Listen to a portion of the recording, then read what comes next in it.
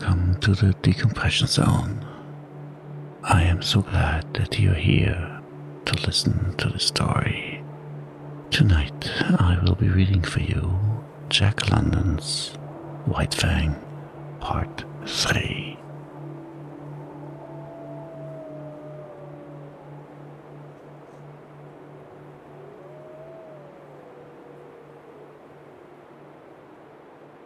Chapter 1. The Makers of Fire. The cub came upon it suddenly. It was his own fault. He had been careless. He had left the cave and run down to the stream to drink. It might have been that he took no notice, because he was heavy with sleep. He had been out all night on the meat trail and had but just then awakened, and his carelessness might have been due to the familiarity of the trail to the pool. He had traveled it often, and nothing had ever happened on it. He went down past the blasted pine, crossed the open space, and trotted in amongst the trees. Then, at the same instant, he saw and smelt before him, sitting silently on their haunches, were 5 live things, the like of which he had never seen before. It was his first glimpse of mankind, but at the sight of him the 5 men did not spring to their feet, nor show their teeth, nor snarl. They did not move, but sat there, silent and ominous. Nor did the cub move. Every instinct of his nature would have impelled him to dash wildly away, had there not suddenly, and for the first time, arisen in him another and counter instinct. A great awe descended upon him. He was beaten down to movelessness by an overwhelming sense of his own weakness and littleness. Here was mastery and power, something far and beyond him. The cub had never seen man, yet the instinct concerning man was his. In dim ways he recognized in man the animal that had fought itself to primacy over the other animals of the wild. Not alone out of his own eyes, but out of the eyes of all his ancestors was the cub now looking upon man. Out of eyes that had circled in the darkness around countless winter campfires, that had peered from safe distances and from the hearts of thickets, at the strange 2-legged animal that was lord over living things.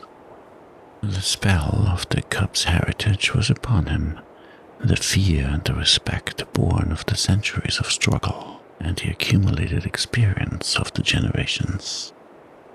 The heritage was too compelling for a wolf that was only a cub. Had he been full grown, he would have run away. As it was, he cowered down in a paralysis of fear, already half proffering the submission that his kind had proffered from the first time a wolf came in to sit by man's fire, and be made warm. One of the Indians arose and walked over to him and stooped above him.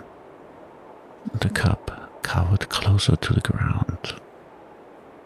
It was the unknown, objectified at last, in concrete flesh and blood, bending over him and reaching down to seize hold of him. His hair bristled involuntarily, his lips writhed back, and his little fangs were bare. The hand, poised like doom above him, hesitated, and the man spoke laughing. Wabam wabiska ipita, or look, the White Fangs. The other Indians laughed loudly and urged the man on to pick up the cub. As the hand descended closer and closer, there raged within the cub a battle of the instincts. He experienced two great impulsions: to yield and to fight. The resulting action was a compromise. He did both.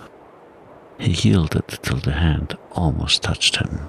Then he fought, his teeth flashing in a snap that sank him into the hand.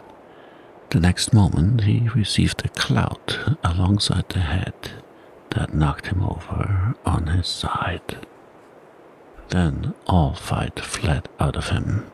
His puppyhood and the instinct of submission took charge of him. He sat up on his haunches and keyed. But the man whose hand he had bitten was angry. The cub received a clout on the other side of his head, whereupon he sat up and keyed louder than ever. The four Indians laughed more loudly, while even the man who had been bitten began to laugh. They surrounded the cub and laughed at him, while he wailed out his terror and his hurt. In the midst of it, he heard something. The Indians heard it too, but the cub knew what it was, and with a last long wail that had in it more of triumph than grief, he ceased his noise and waited for the coming of his mother, of his ferocious and indomitable mother, who fought and killed all things and was never afraid. She was snarling as she ran. She had heard the cry of her cub and was dashing to save him. She bounded in amongst them, her anxious and militant motherhood making her anything but a pretty sight. But to the cub the spectacle of her protective rage was pleasing. He uttered a glad little cry and bounded to meet her, while the man-animals went back hastily several steps. The she-wolf stood over against her cub, facing the man, with bristling hair, a snarl rumbling deep in her throat. Her face was distorted and malignant with menace. Even the bridge of the nose wrinkled from tip to eyes, so prodigious was her snarl. Then it was that a cry went up from one of the men. "Kije" was what he uttered. It was an exclamation of surprise. The cub felt his mother wilting at the sound. "Kije," the man cried again, this time with sharpness and authority. And then the cub saw his mother, the she-wolf, the fearless one, crouching down till her belly touched the ground, whimpering, wagging her tail, making peace signs. The cub could not understand. He was appalled. The awe of man rushed over him again. His instinct had been true. His mother verified it. She too rendered submission to the man-animals. The man who had spoken came over to her. He put his hand upon her head, and she only crouched closer. She did not snap, nor threaten to snap. The other man came up and surrounded her, and felt her and pawed her, which actions she made no attempt to resent. They were greatly excited and made many noises with their mouths. These noises were not indication of danger, the cub decided, as he crouched near his mother, still bristling from time to time, but doing his best to submit. "It is not strange," an Indian was saying. "Her father was a wolf, it is true. Her mother was a dog. But did not my brother tie her out in the woods all of 3 nights in the mating season, therefore was the father of Kiche a wolf. "It is a year, Grey Beaver, since she ran away," spoke a second Indian. "It is not strange, Salmon Tongue," Grey Beaver answered. "It was the time of the famine, and there was no meat for the dogs." "She has lived with the wolves," said a third Indian. "So it would seem, Three Eagles," Grey Beaver answered, laying his hand on the cub. "And this be the sign of it." The cub snarled a little at the touch of the hand, and the hand flew back to administer a cut-out. Whereupon the cub covered its fangs and sank down submissively, while the hand, returning, rubbed behind his ears and up and down his back. "This be the sign of it," Grey Beaver went on. "It is plain that his mother is Kiche, but his father was a wolf. Wherefore is there in him a little dog and much wolf. His fangs be white, and White Fang shall be his name. I have spoken, he is my dog. For was not Kiche my brother's dog, and is not my brother dead?" The cub, who had thus received a name in the world, lay and watched. For a time the man-animals continued to make their mouth noises. Then Grey Beaver took a knife from a sheath that hung around his neck and went into the thicket to cut a stick. White Fang watched him. He notched the stick at each end, and in the notches fastened strings of raw hide. One string he tied around the throat of Kiche. Then he led her to a small pine, around which he tied the other string. White Fang followed and lay down beside her. Salmon Tongue's hand reached out to him and rolled him over on his back. Kiche looked on anxiously. White Fang felt fear mounting in him again. He could not quite suppress a snarl, but he made no offer to snap.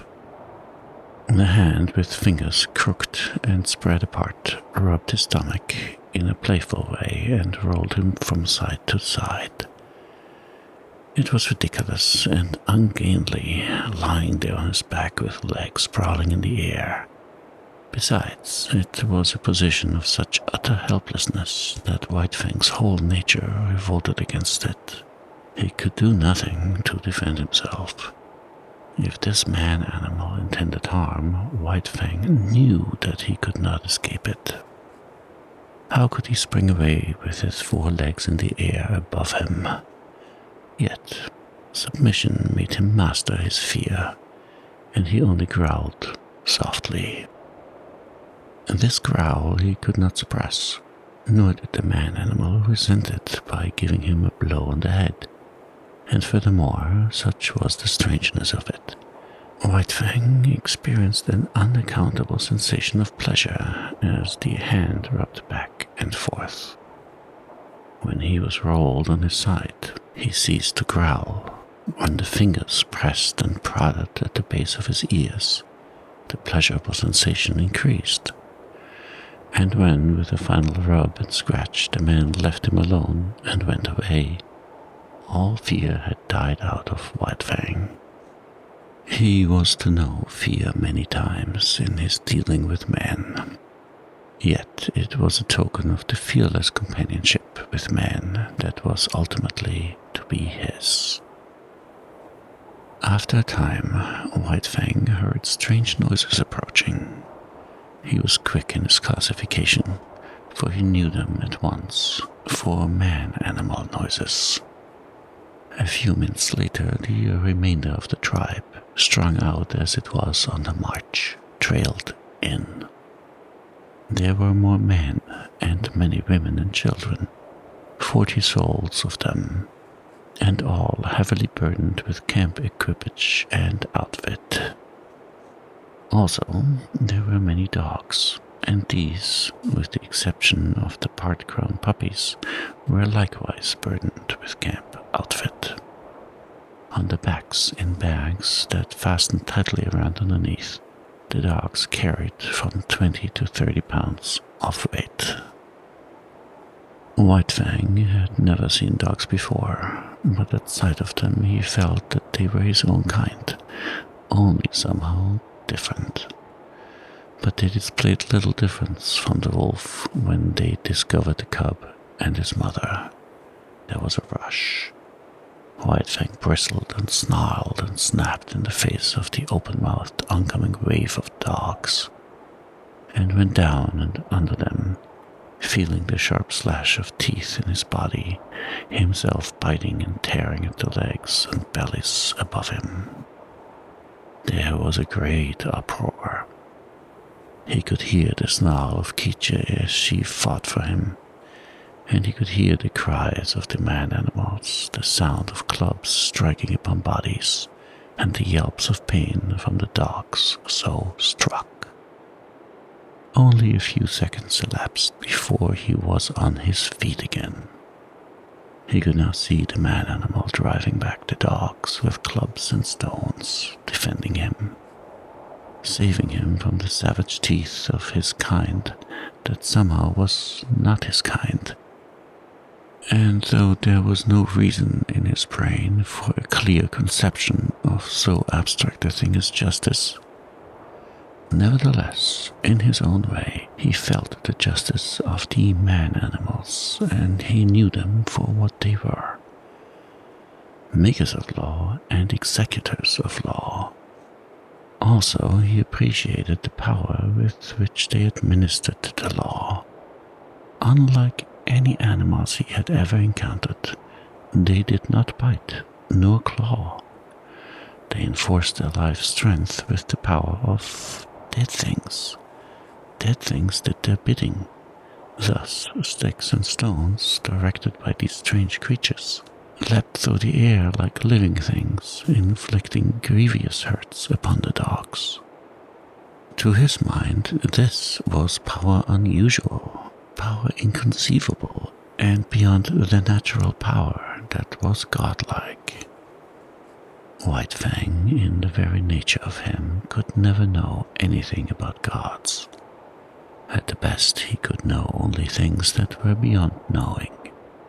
But the wonder and awe that he had of these man-animals in ways resembled what would be the wonder and awe of man at sight of some celestial creature on a mountaintop, hurling thunderbolts from either hand at an astonished world. The last dog had been driven back. The hubbub died down, and White Fang licked his hurts and meditated upon this, his first taste of pack cruelty and his introduction to the pack. He had never dreamed that his own kind consisted of more than one eye, his mother and himself. They had constituted a kind apart, and here, abruptly, he had discovered many more creatures apparently of his own kind. And there was a subconscious resentment that these, his kind, at first sight had pitched upon him and tried to destroy him. In some way he resented his mother being tied with a stick, even though it was done by the superior man-animals. It savored of the trap of bondage. Yet of the trap and bondage he knew nothing. Freedom to roam and run and lie down at will had been his heritage. And here it was being infringed upon. His mother's movements were restricted to the length of a stick, and by the length of that same stick was he restricted. For he had not yet got beyond the need of his mother's side. He did not like it, nor did he like it when the man-animals arose and went on with their march. For a tiny man-animal took the other end of the stick and led Kiche captive behind him, and behind Kiche followed White Fang, greatly perturbed and worried by this new adventure he had entered upon. They went down the valley of the stream, far beyond White Fang's widest ranging. until they came to the end of the valley where the stream ran into the Mackenzie River. Here, where canoes were cached on poles high in the air and where stood fish racks for the drying of fish, camp was made, and White Fang looked on with wondering eyes. The superiority of these man-animals increased with every moment. There was the mastery over all these sharp-fanged dogs. It breathed of power. But greater than that, to the wolf cub, was their mastery over things not alive. Their capacity to communicate motion to unmoving things. Their capacity to change the very face of the world. It was this last that especially affected him. The elevation of frames of poles caught his eye, yet this in itself was not so remarkable, being done by the same creatures that flung sticks and stones to great distances.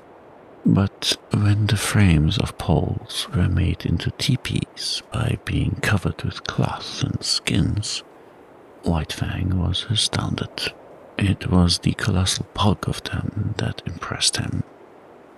They arose around him on every side, like some monstrous, quick-growing form of life. They occupied nearly the whole circumference of his field of vision. He was afraid of them. They loomed ominously above him, and when the breeze stirred them into huge movements, he cowered down in fear, keeping his eyes warily upon them, and prepared to spring away if they attempted to precipitate themselves upon him. But in a short while his fear of the teepees passed away. He saw the women and children passing in and out of them without harm, and he saw the dogs trying often to get into them and being driven away with sharp words and flying stones. After a time he left Keech's side and crawled cautiously towards the wall of the nearest teepee. It was the curiosity of growth that urged him on, the necessity of learning and living and doing that which brings experience. The last few inches to the wall of the teepee were crawled with painful slowness and precaution. The day's events had prepared him for the unknown to manifest itself in most stupendous and unthinkable ways. At last his nose touched the canvas. He waited. Nothing happened. Then he smelled the strange fabric, saturated with the man smell. He closed on the canvas with his teeth and gave a gentle tug. Nothing happened, though the adjacent portions of the teepee moved. He tugged harder. There was a greater movement. It was delightful. He tugged still harder and repeatedly until the whole teepee was in motion. Then the sharp cry of a squaw inside sent him scampering back to Keech. But after that he was afraid no more of the looming bulks of the teepees. A moment later he was straying away again from his mother. Her stick was tied to a peg in the ground and she could not follow him. A part-grown puppy, somewhat larger and older than he, came towards him slowly, with ostentatious and belligerent importance. The puppy's name, as White Fang was afterward to hear him called, was Lip Lip. He had had experience in puppy fights and was already something of a bully. Lip Lip was White Fang's own kind, and being only a puppy did not seem dangerous. So White Fang prepared to meet him in a friendly spirit. But when the stranger's walk became stiff-legged and his lips lifted clear of his teeth, White Fang stiffened too and answered with lifted lips. They half circled about each other, tentatively snarling and bristling. This lasted several minutes, and White Fang was beginning to enjoy it as a sort of game. But suddenly, with remarkable swiftness, Lip Lip leaped in, delivering a slashing snap, and leaped away again. The snap had taken effect on the shoulder that had been hurt by the lynx and that was still sore deep down near the bone. The surprise and hurt of it brought a yelp out of White Fang. But the next moment, in a rush of anger, he was upon Lip Lip and snapping viciously. But Lip Lip had lived his life in camp and had fought many puppy fights. 3 times, 4 times, and half a dozen times his sharp little teeth scored on the newcomer, until White Fang, yelping shamelessly, fled to the protection of his mother.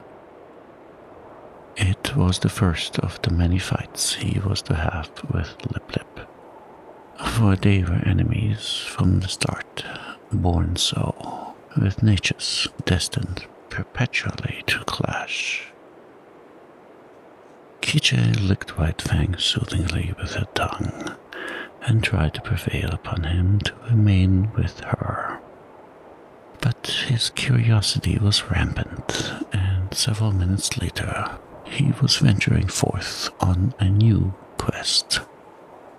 He came upon one of the man animals, Grey Beaver, who was squatting on his hams and doing something with sticks and dry moss spread before him on the ground. White Fang came near to him and watched. Grey Beaver made mouth noises, which White Fang interpreted as not hostile, so he came still nearer. Women and children were carrying more sticks and branches to Grey Beaver. It was evidently an affair of moment. White Fang came in until he touched Grey Beaver's knee. So curious was he and already forgetful that this was a terrible man-animal. Suddenly he saw a strange thing, like mist beginning to arise from the sticks and moss beneath Grey Beaver's hands. Then, amongst the sticks themselves, appeared a live thing, twisting and turning, of a color like the color of the sun in the sky. White Fang knew nothing about fire. It drew him as the light in the mouth of the cave had drawn him in his early puppyhood. He crawled the several steps towards the flame. He heard Grey Beaver chuckle above him, and he knew the sound was not hostile. Then his nose touched the flame, and at the same instant his little tongue went out to it. For a moment he was paralyzed. The unknown, lurking in the midst of the sticks and moss, was savagely clutching him by the nose. He scrambled backwards, bursting out in an astonished explosion of keys. At the sound, Quiche leapt snarling to the end of a stick, and there raged terribly because she could not come to his aid. But Grey Beaver laughed loudly and slapped his thighs, and told the happening to all the rest of the camp, till everybody was laughing uproariously. But White Fang sat on his haunches, and keyed, and keyed. A forlorn and pitiable little figure in the midst of the man-animals. It was the worst hurt he had ever known. Both nose and tongue had been scorched by the live thing, sun-colored, that had grown up on the Grey Beaver's hands. He cried and cried interminably, and every fresh wail was greeted by bursts of laughter on the part of the man-animals. He tried to soothe his nose with his tongue, but the tongue was burnt too, and the two hurts coming together produced greater hurt, whereupon he cried more hopelessly and helplessly than ever. And then shame came to him. He knew laughter and the meaning of it. It is not given us to know how some animals know laughter, and know when they are being laughed at. But it was the same way that White Fang knew it, and he felt shame that the man-animals should be laughing at him. He turned and fled away, not from the hurt of the fire, but from the laughter that sank even deeper and hurt in the spirit of him. And he fled to Kiche, raging at the end of a stick like an animal gone mad. To Kiche, the one creature in the world who was not laughing at him. Twilight drew down and the night came on, and White Fang lay by his mother's side. His nose and tongue still hurt, but he was perplexed by a greater trouble. He was homesick. He felt a vacancy in him, a need for the hush and quietude of the stream and the cave in the cliff. Life had become too populous. There were so many of the man-animals, men, women, and children, all making noises and irritations. And there were the dogs, ever squabbling and bickering, bursting into uproars and creating confusions. The restful loneliness of the only life he had known was gone. Here the very air was palpitant with life. It hummed and buzzed unceasingly, continually changing its intensity and abruptly variant in pitch. It impinged on his nerves and senses, made him nervous and restless, and worried him with a perpetual imminence of happening.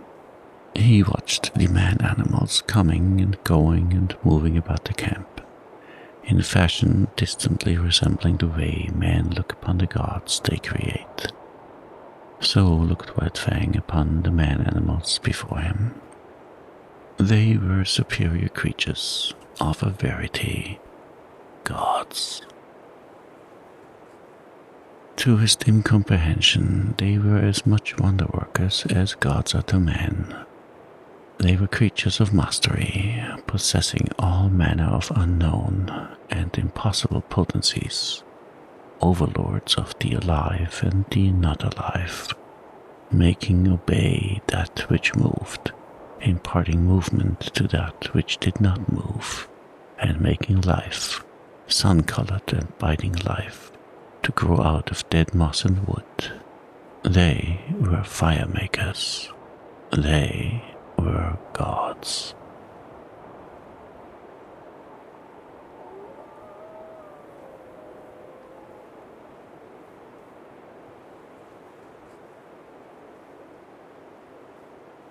Chapter 2.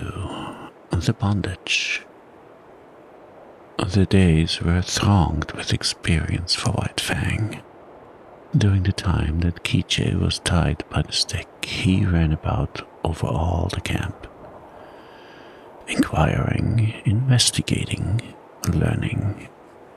He quickly came to know much of the ways of the man-animals, but familiarity did not breed contempt. The more he came to know them, the more they vindicated their superiority, the more they displayed their mysterious powers, the greater loomed their god-likeness. To man has been given the grief, often, of seeing his gods overthrown and his altars crumbling. But to the wolf and the wild dog that have come in to crouch at men's feet, this grief has never come. Unlike man, whose gods are of the unseen and the overguessed, vapors and mists of fancy eluding the garmenture of reality, wandering wraiths of desired goodness and power, intangible outcroppings of self into the realm of spirit.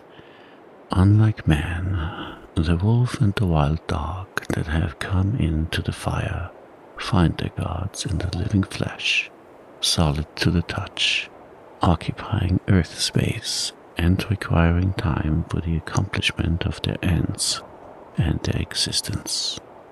No effort of faith is necessary to believe in such a god. No effort of will can possibly induce disbelief in such a god. There is no getting away from it. There it stands on its two hind legs, club in hand, immensely potential, passionate and wrathful and loving, God and mystery and power, all wrapped up and around by flesh that bleeds when it is torn, and that is good to eat like any flesh. And so it was with White Fang. The man-animals were gods, unmistakable and unescapable. As his mother, Kishe, had rendered her allegiance to them at the first cry of her name, so he was beginning to render his allegiance. He gave them the trail as a privilege indubitably theirs. When they walked, he got out of their way. When they called, he came. When they threatened, he cowered down. When they commanded him to go, he went away hurriedly. For behind any wish of theirs was power to enforce that wish, power that hurt, power that expressed itself in clouts and clubs, in flying stones and stinging lashes of whips. He belonged to them as all dogs belong to them. His actions were theirs to command, his body was theirs to maul, to stamp upon, to tolerate. Such was the lesson that was quickly borne in upon him. It came hard, going as it did, counter to much that was wrong and dominant in his own nature. And while he disliked it, in the learning of it, unknown to himself, he was learning to like it. It was a placing of his destiny in another's hands, a shifting of the responsibilities of existence.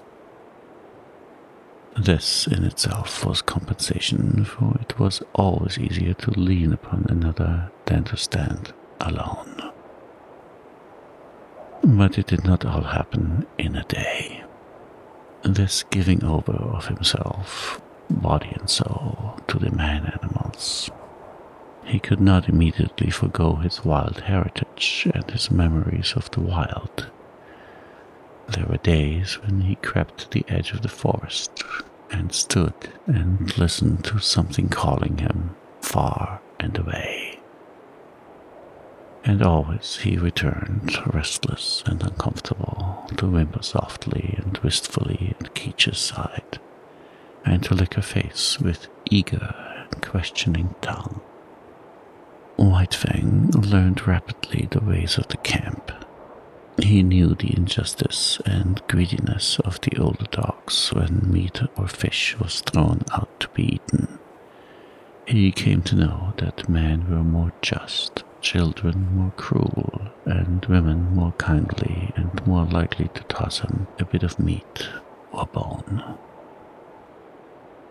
And after 2 or 3 painful adventures with the mother of part-grown puppies, he came into the knowledge that it was always good policy to let such mothers alone, to keep away from them as far as possible, and to avoid them when he saw them coming. But the bane of his life was Lip Lip. Larger, older, and stronger, Lip Lip had selected White Fang for a special object of persecution. White Fang fought willingly enough, but he was outclassed. His enemy was too big. Lip Lip became a nightmare to him.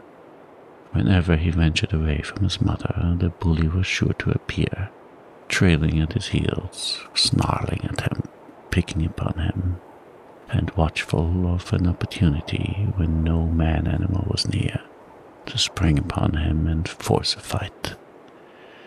As Lip Lip invariably won, he enjoyed it hugely. It became his chief delight in life, as it became White Fang's chief torment. But the effect upon White Fang was not to cow him down. Though he suffered most of the damage and was always defeated, his spirit remained unsubdued. Yet a bad effect was produced. He became malignant and morose. His temper had been savage by birth, but it became more savage under this unending persecution. The genial, playful, puppyish side of him found little expression. He never played and gamballed about with the other puppies of the camp. Lip would not permit it.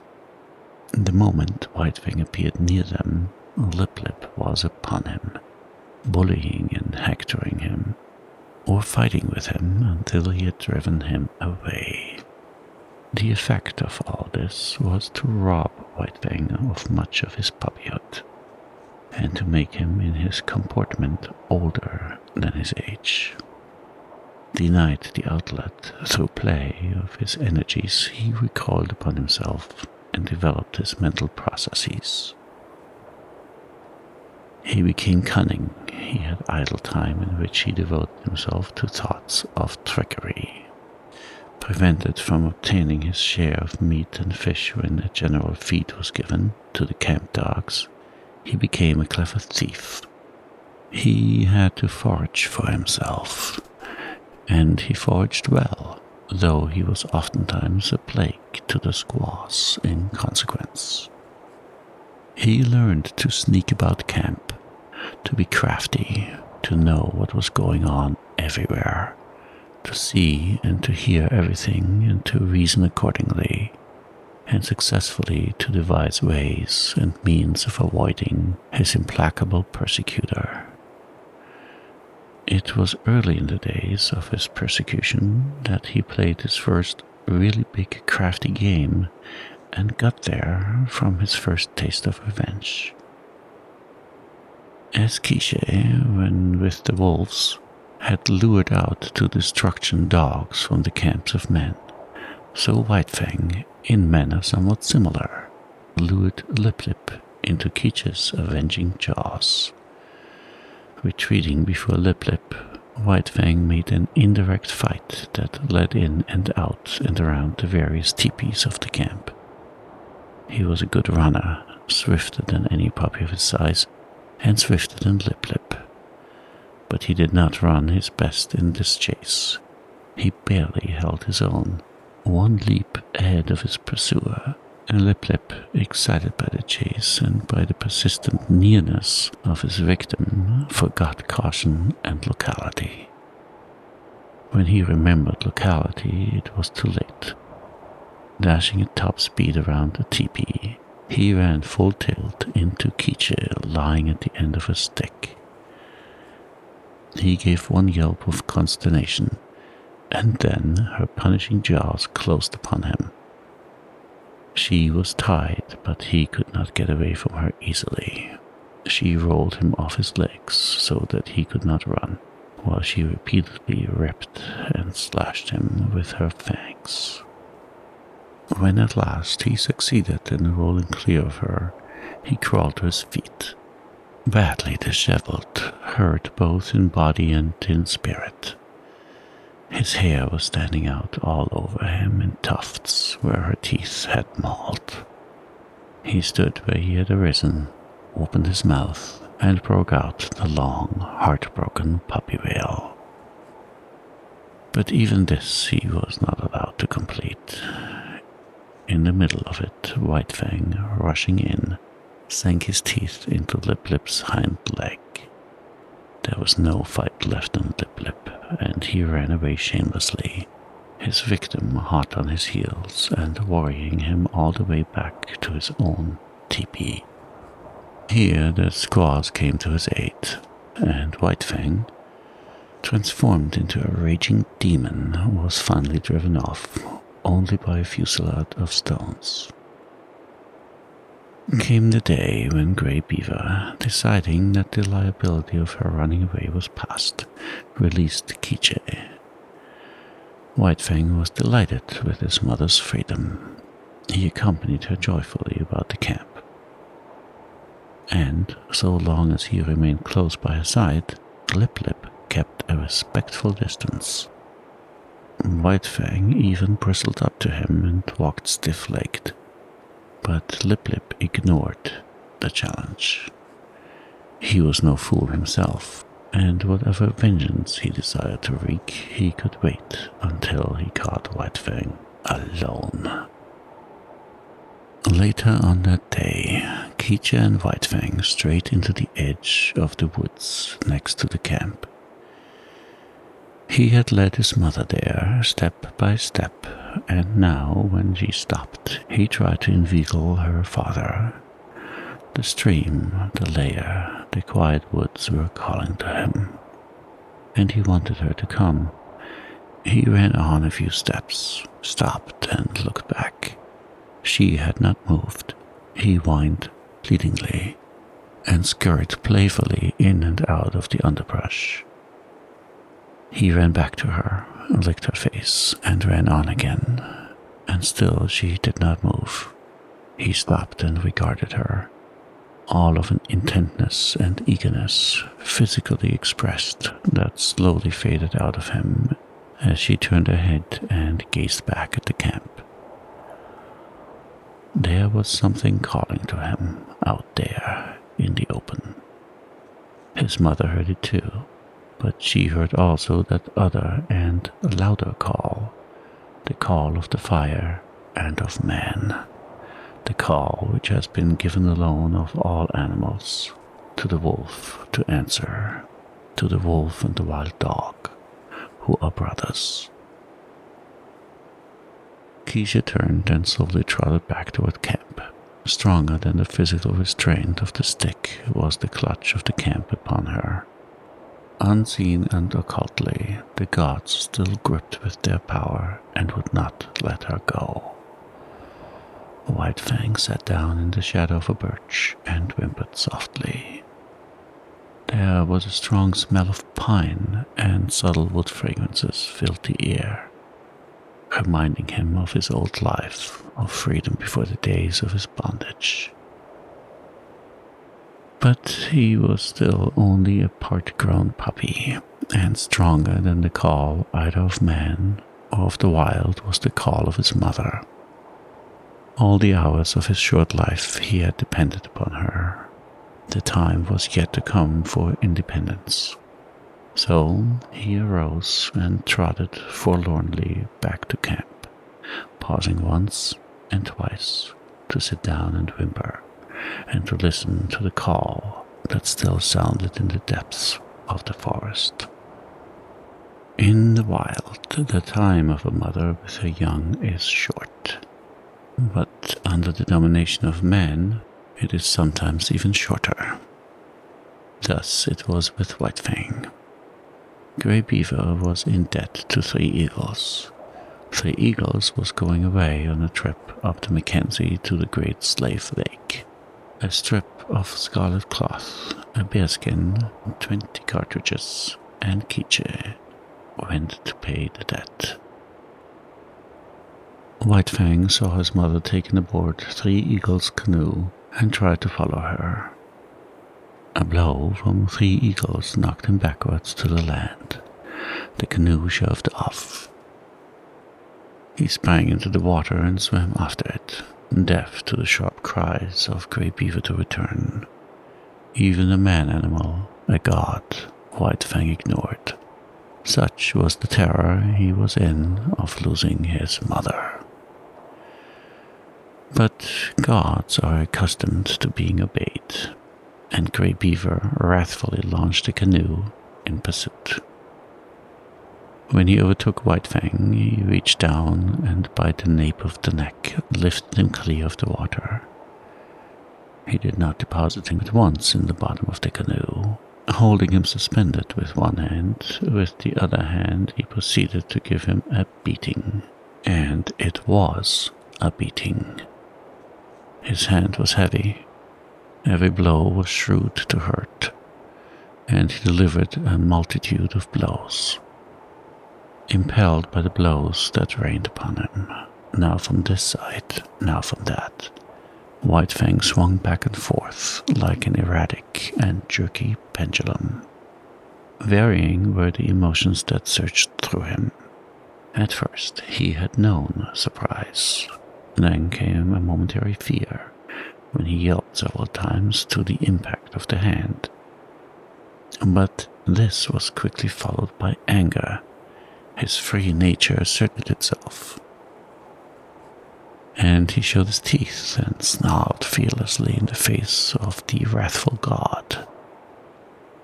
This but served to make the god more wrathful.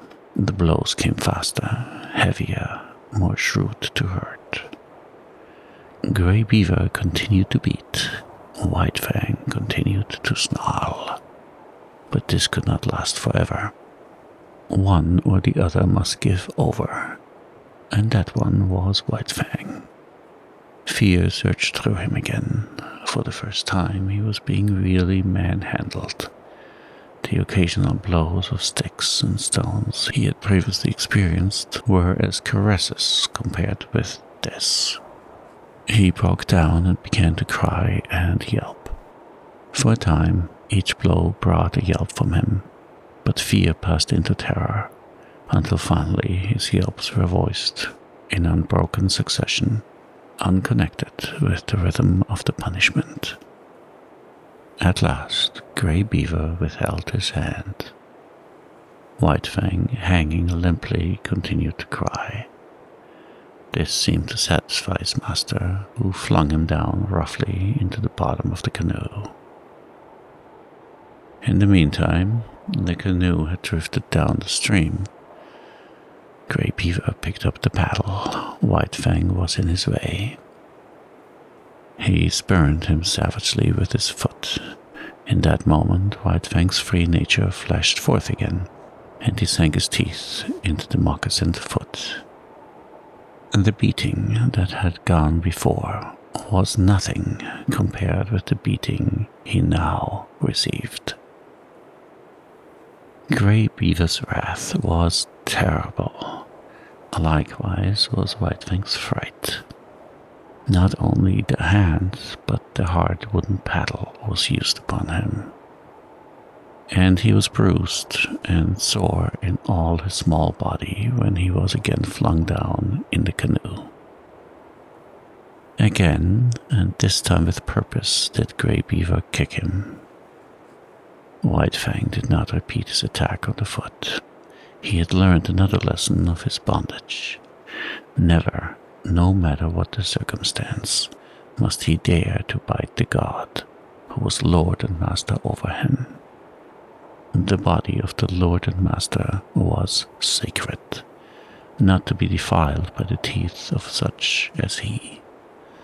That was evidently the crime of crimes. The one offense there was no condoning nor overlooking. When the canoe touched the shore, White Fang lay whimpering and motionless, waiting the will of Grey Beaver. It was Grey Beaver's will that he should go ashore, for ashore he was flung, striking heavily on his side and hurting his bruises afresh. He crawled tremblingly to his feet and stood whimpering. Lip Lip, who had watched the whole proceeding from the bank, now rushed upon him, knocking him over and sinking his teeth into him. White Fang was too helpless to defend himself, and it would have gone hard with him had not Grey Beaver's foot shot out, lifting Lip Lip into the air with its violence so that he smashed down to earth a dozen feet away. This was the man-animal's justice, and even then, in his own pitiable plight, White Fang experienced a little grateful thrill. At Grey Beaver's heels, he limped obediently through the village to the teepee. And so it came that White Fang learned that the right to punish was something the gods reserved for themselves and denied to the lesser creatures under them. That night, when all was still, White Fang remembered his mother and sorrowed for her. He sorrowed too loudly and woke up Grey Beaver, who beat him.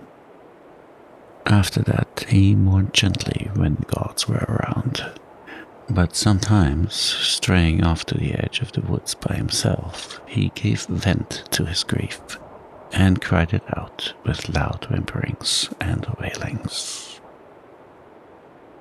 It was during this period that he might have hearkened to the memories of the lair and the stream and run back to the wild. But the memory of his mother held him. As the hunting man animals went out and came back, so she would come back to the village sometime. So he remained in his bondage, waiting for her. But it was not altogether an unhappy bondage. There was much to interest him. Something was always happening. There was no end to the strange things these gods did, and he was always curious to see. Besides, he was learning how to get along with Grey Beaver. Obedience, rigid, undeviating obedience, was what was exacted of him, and in return he escaped beatings, and his existence was tolerated. Nay, Grey Beaver himself sometimes tossed him a piece of meat, and defended him against the other dogs in the eating of it. And such a piece of meat was of value. It was worth more in some strange way than a dozen pieces of meat from the hand of a squaw. Grey Beaver never petted nor caressed. Perhaps it was the weight of his hand, perhaps his justice, perhaps the sheer power of him, and perhaps it was all these things that influenced White Fang. For a certain tie of attachment was forming between him and his surly lord, insidiously and by remote ways, as well as by the power of stick and stone and cloud of hand, were the shackles of White Fang's bondage being riveted upon him. The qualities in his kind that in the beginning made it possible for them to come into the fires of men were qualities capable of development. They were developing in him, and the camp life, replete with misery as it was secretly endearing itself to him all the time. But White Fang was unaware of it. He knew only grief for the loss of Quiche, hope for her return, and a hungry yearning for the free life that had been his.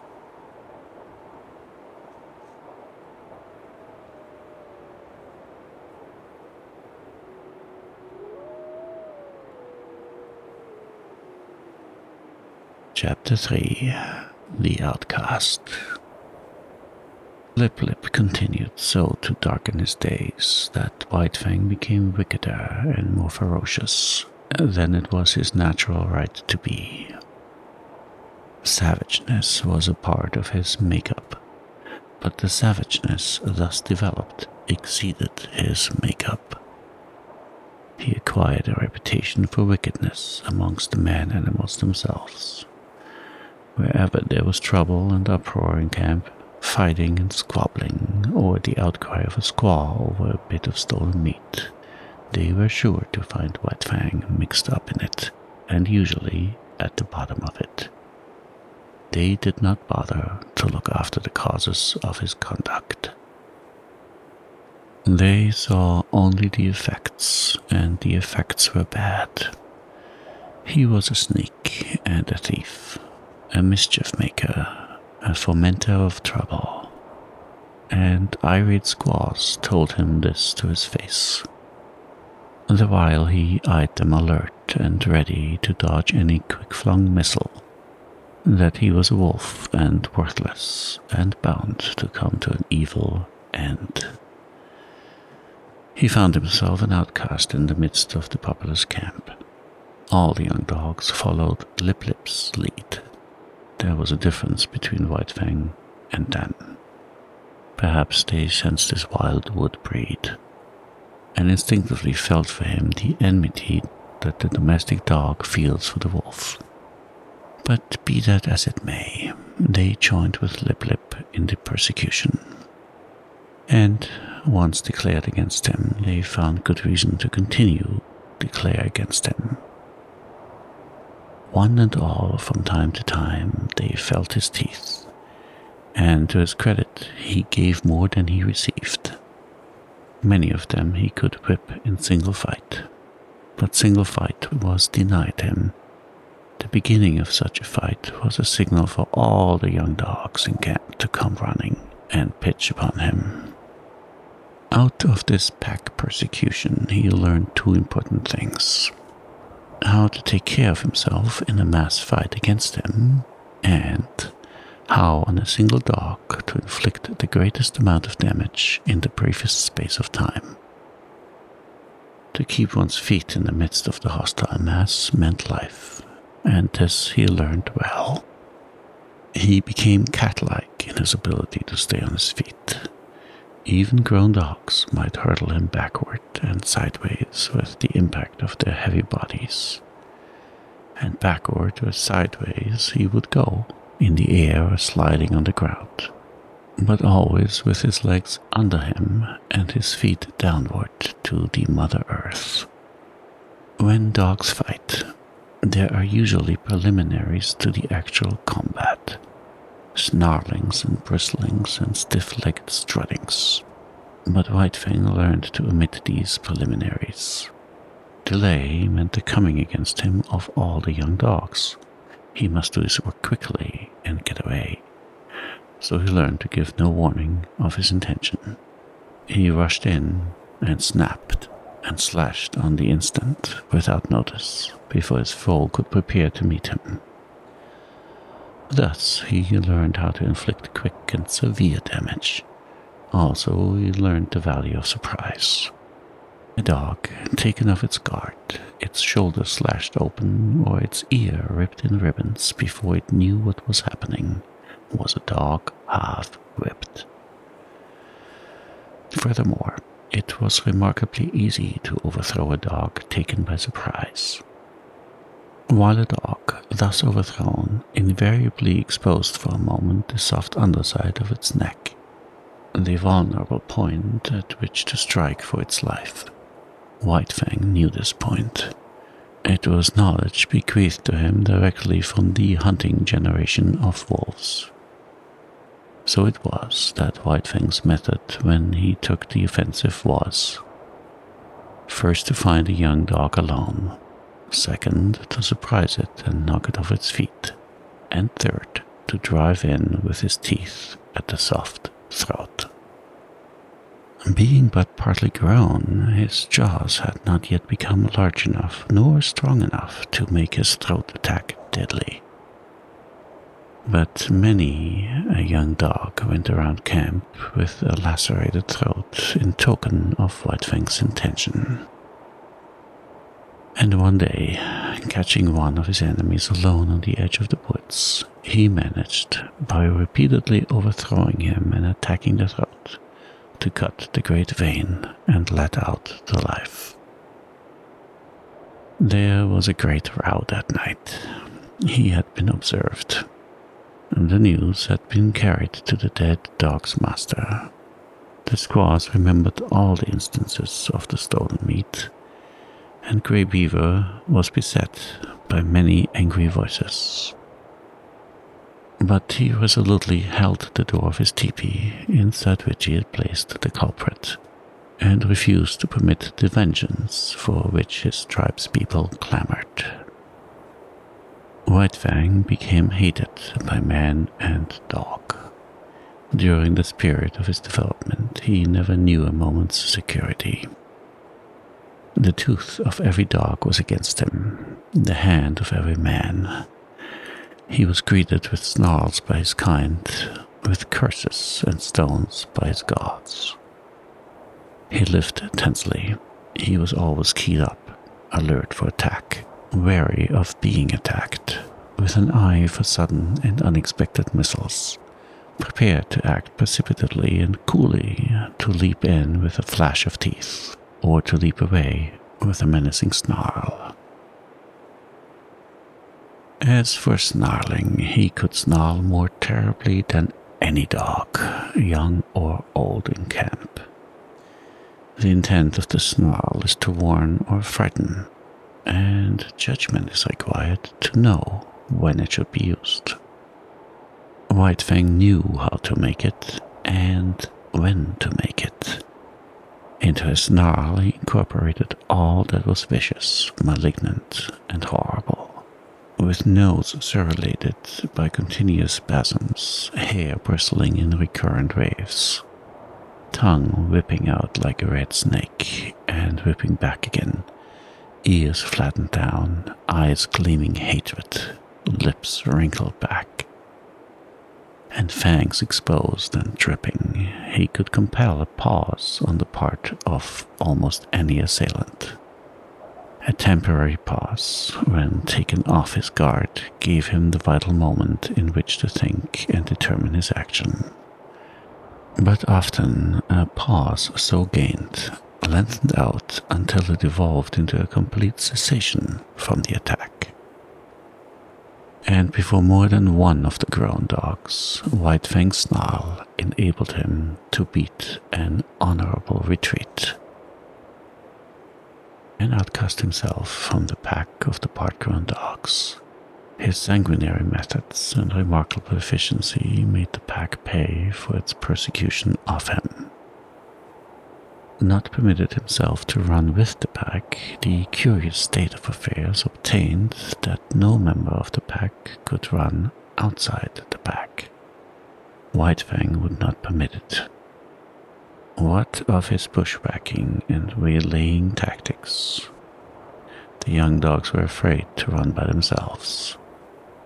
With the exception of Lip Lip, they were compelled to hunch together for mutual protection against the terrible enemy they had made.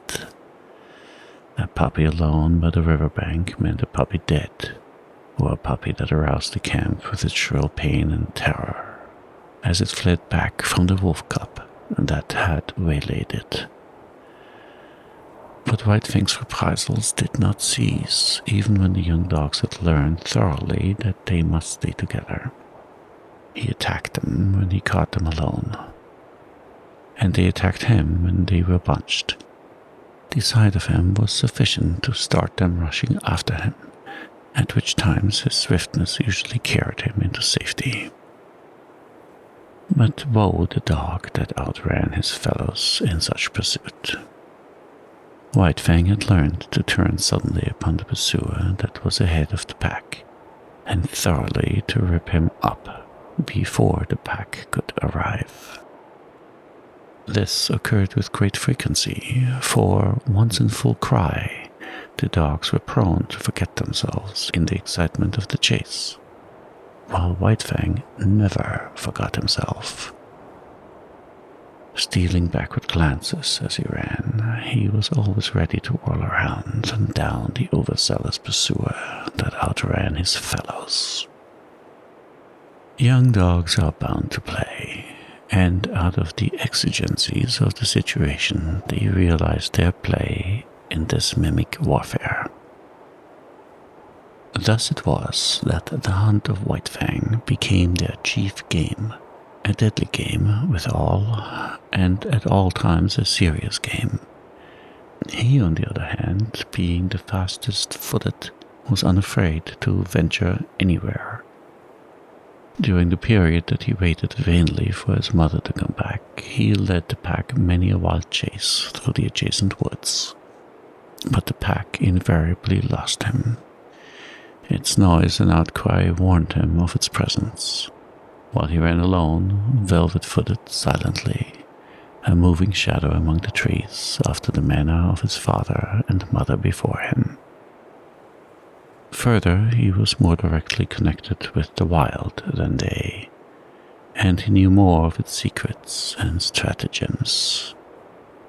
A favorite trick of his was to lose his trail in running water and then lie quietly in a nearby thicket while the baffled cries arose around him.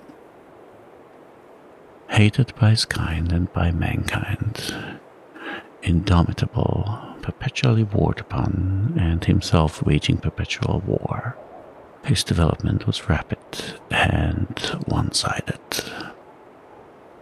This was no soil for kindliness and affection to blossom in. Of such things he had not the faintest glimmering. The code he learned was to obey the strong and oppress the weak. Grey Beaver was a god and strong, Therefore, White Fang obeyed him. But the dog younger or smaller than himself was weak, a thing to be destroyed. His development was in the direction of power.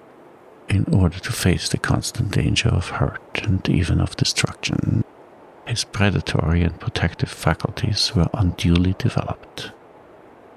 He became quicker of movement than the other dogs, swifter of foot, craftier, deadlier, more lithe, more lean with iron-like muscle and sinew, more enduring, more cruel, more ferocious, and more intelligent.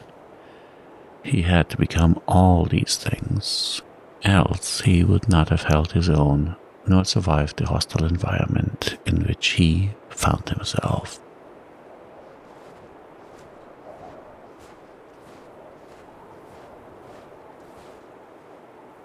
Chapter 4.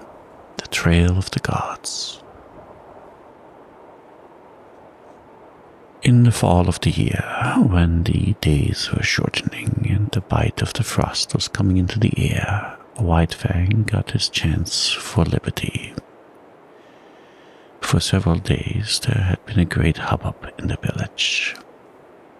The summer camp was being dismantled, and the tribe, bag and baggage, was preparing to go off to the fall hunting. White Fang watched it all with eager eyes, and when the teepees began to come down and the canoes were loading at the bank, he understood. Already the canoes were departing, and some had disappeared down the river. Quite deliberately, he determined to stay behind. He waited his opportunity to slink out of camp to the woods. Here, in the running stream, where ice was beginning to form, he hid his trail.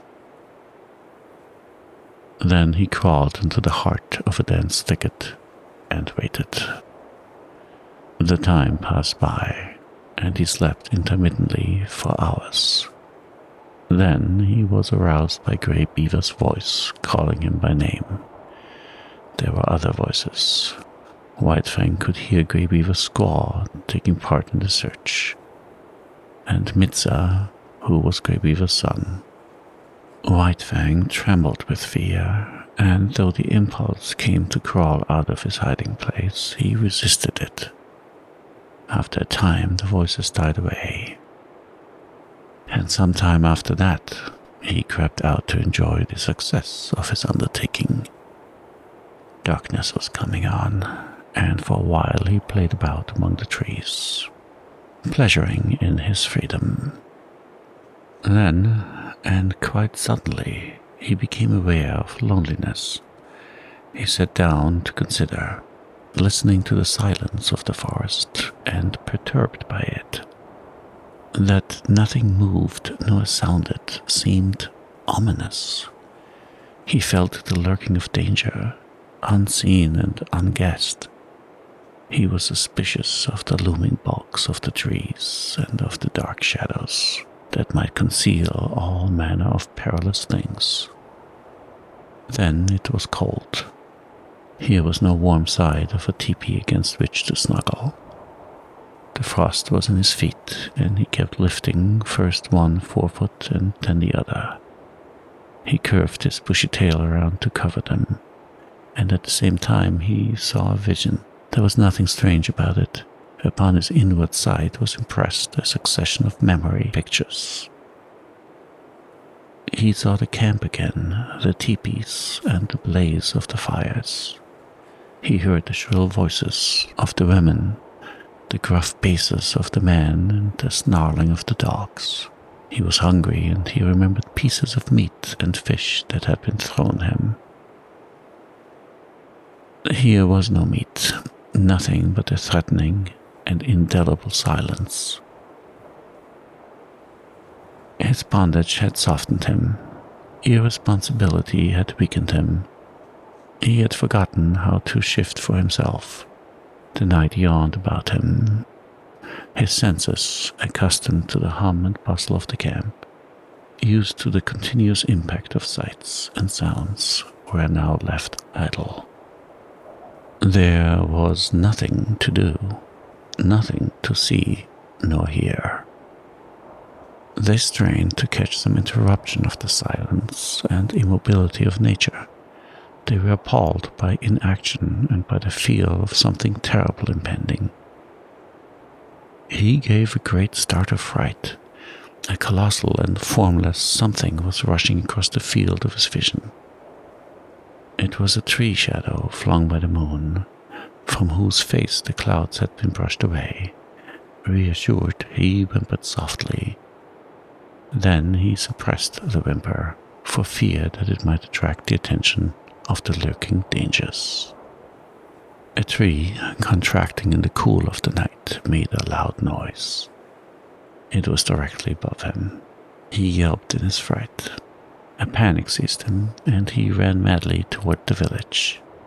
He knew an overpowering desire for the protection and companionship of man. In his nostrils was the smell of the camp smoke. In his ears the camp sounds and cries were ringing loud.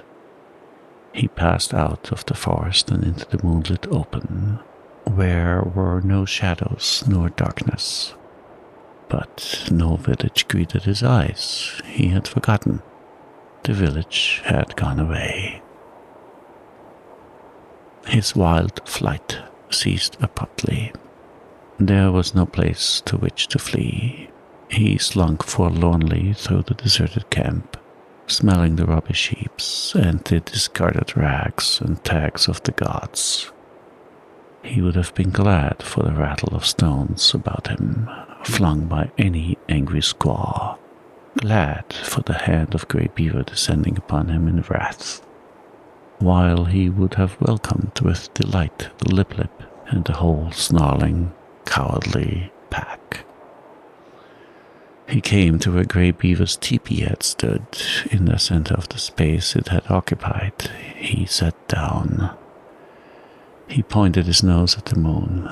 His throat was afflicted with rigid spasms. His mouth opened, and in a heartbroken cry bubbled up his loneliness and fear, his grief for Quiche, all his past sorrows and miseries, as well as his apprehension of sufferings and dangers to come.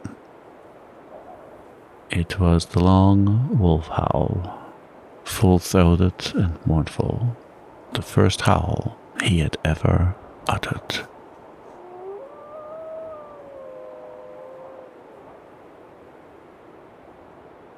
The coming of daylight dispelled his fears, but increased his loneliness. The naked earth, which so shortly before had been so populous, thrust his loneliness more forcibly upon him. It did not take him long to make up his mind. He plunged into the forest and followed the riverbank down the stream. All day he ran. He did not rest. He seemed made to run on forever.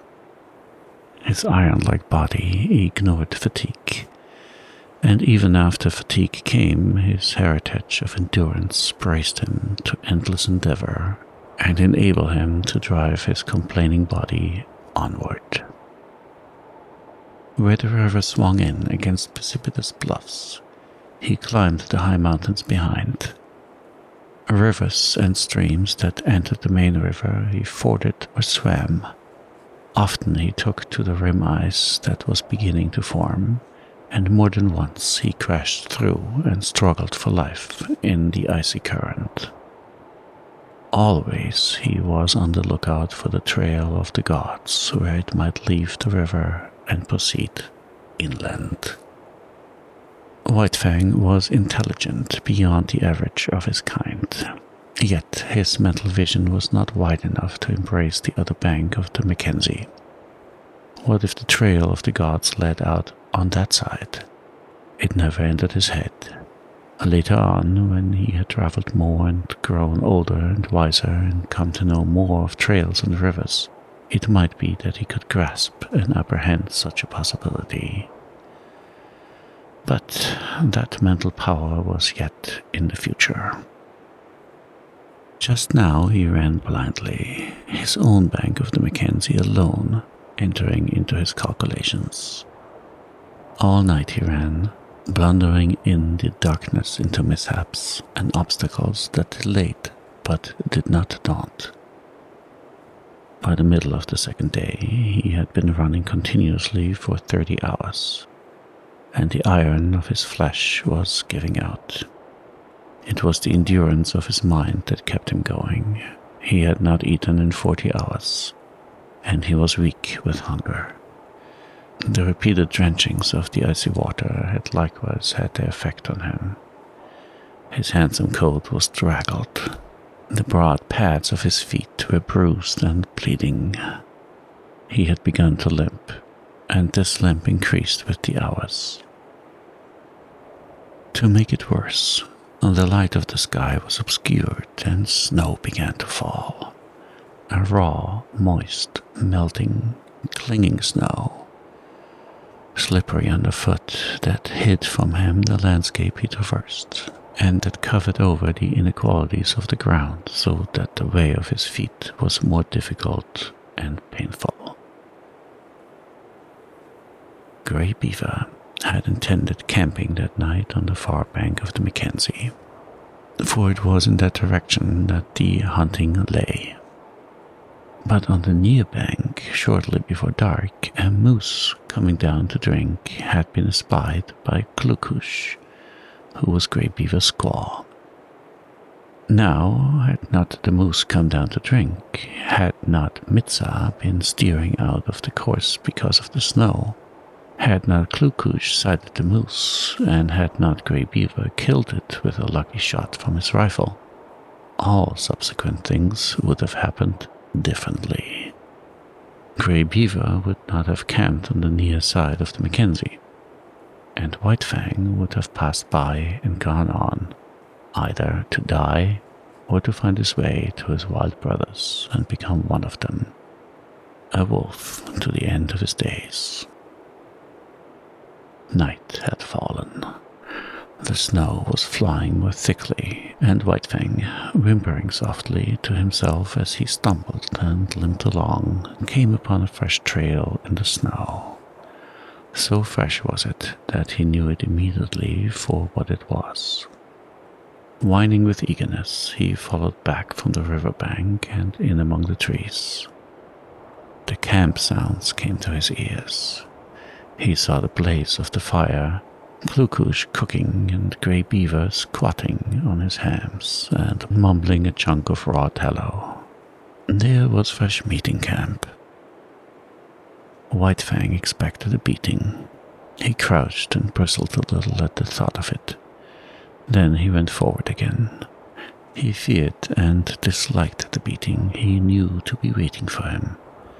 But he knew further that the comfort of the fire would be his, the protection of the gods, the companionship of the dogs, at last. A companionship of enmity, but nonetheless a companionship, and satisfying to his gregarious needs. He came cringing and crawling into the firelight. Grey Beaver saw him, and stopped munching the tallow. White Fang crawled slowly, cringing and groveling in the abjectness of his abasement and submission. He crawled straight towards Grey Beaver. Every inch of his progress became slower and more painful. At last he lay at the master's feet, into whose possession he now surrendered himself, voluntarily, body and soul. Of his own choice, he came in to sit by man's fire and to be ruled by him. White Fang trembled, waiting for the punishment to fall upon him. There was a movement of the hand above him. He cringed involuntarily under the expected blow. It did not fall. He stole a glance upward. Grey Beaver was breaking the lump of tallow in half. Grey Beaver was offering him one piece of the tallow. Very gently and somewhat suspiciously he first smelled the tallow, and then proceeded to eat it. Grey Beaver ordered meat to be brought to him, and guarded him from the other dogs while he ate.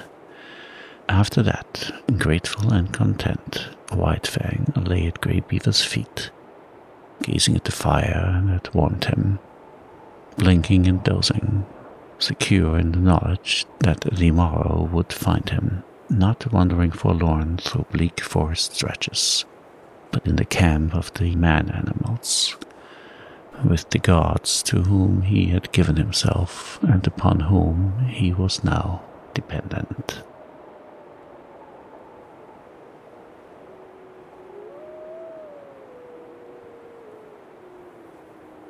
Chapter 5.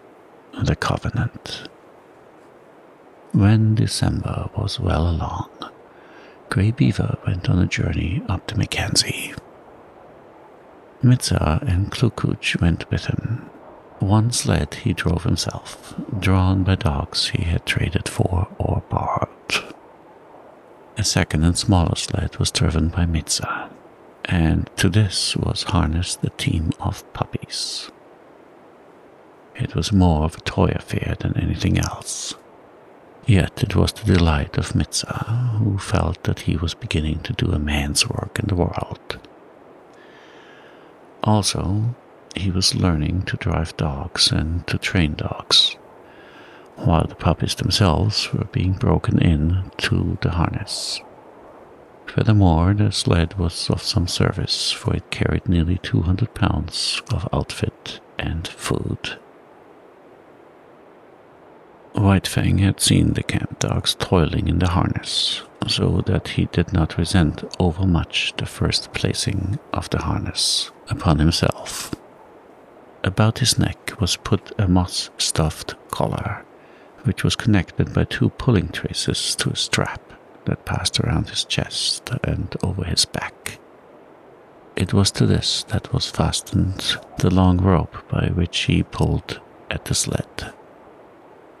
There were 7 puppies in the team. The other had been born earlier in the year and were 9 and 10 months old, while White Fang was only 8 months old. Each dog was fastened to the sled by a single rope.